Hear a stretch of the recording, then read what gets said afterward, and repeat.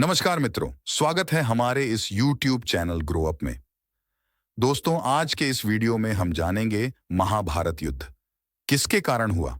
महाभारत युद्ध एक ऐसा युद्ध था जिसमें लाखों सैनिकों ने अपनी जान गंवाई थी। त्रेता युग में हुआ। महाभारत आज भी बहुत माना जाना युद्ध आता है। दोस्तों, यह भी माना जाता है कि कुरुक्षेत्र की मिट्टी आज भी लाल है। कितने वक्त में हुए सैनिक थे, चलिए दोस्तों शुरू करते हैं। इस वीडियो को चैनल पर नए हैं तो चैनल को सब्सक्राइब जरूर करें। महाभारत के महायुद्ध में न सिर्फ वर्तमान भारत के राजा महाराजाओं ने भाग लिया था, बल्कि दूसरे देशों के राजाओं ने भी भाग लिया था। इस महायुद्ध इतने सैनिक और योद्धा मारे गए थे कि जमीन लाल हो गई थी। इसलिए इसे धरती का प्रथम महायुद्ध भी कहा जाता है। इस युद्ध के पीछे कई कारण और कई लोग जिम्मेदार माने जाते हैं। युद्ध की बड़ी जिम्मेदारी कौरवों की है, तो पांडवों को इससे पूरी तरह मुक्त नहीं किया जा सकता है।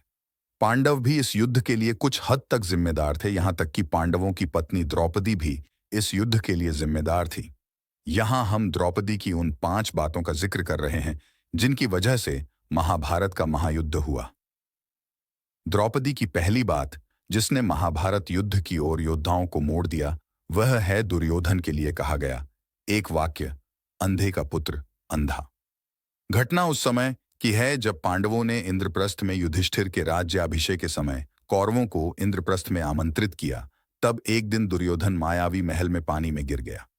द्रौपदी दुर्योधन को गिरता हुआ देखकर हंसने लगी और व्यंग्यपूर्वक अंधे का पुत्र अंधा कह दिया। इससे दुर्योधन के मन में बदले की भावना भड़क उठी और परिणाम महाभारत का युद्ध हुआ। इंद्रप्रस्थ में अपमान के बाद दुर्योधन ने जुआ खेलने के लिए युधिष्ठिर को हस्तिनापुर में आमंत्रित किया। यहां पांडव जुए में सब कुछ हार गए, यहां तक कि द्रौपदी भी दांव पर लग गई और दुर्योधन ने द्रौपदी का वस्त्रहरण करने का प्रयास किया।